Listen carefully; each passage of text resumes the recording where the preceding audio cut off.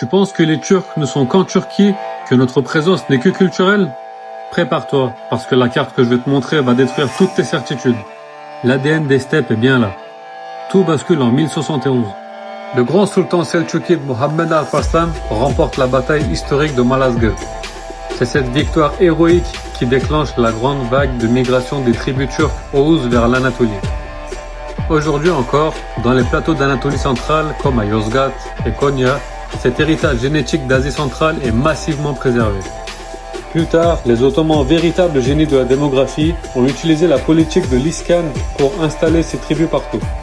Trabzon sur la mer Noire, Istanbul et même les Balkans.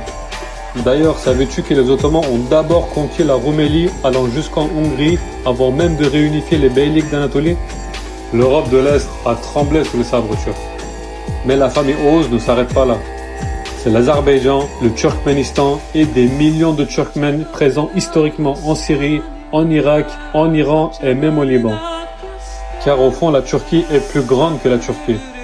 Le monde turcique, ce sont les Kazakhs, les Kirghizes, les Ouzbeks. Près de la moitié de la Russie abrite des peuples turcs, de la Sibérie avec les Yakoutes jusqu'au Do-Turkistan à l'ouest de la Chine.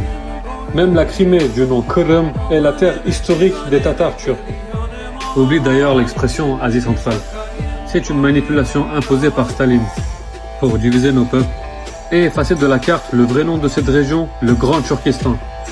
Et le plus fou dans tout ça, avec la même famille de langues, tu peux traverser l'Eurasie, des Balkans jusqu'à la muraille de Chine en te faisant comprendre.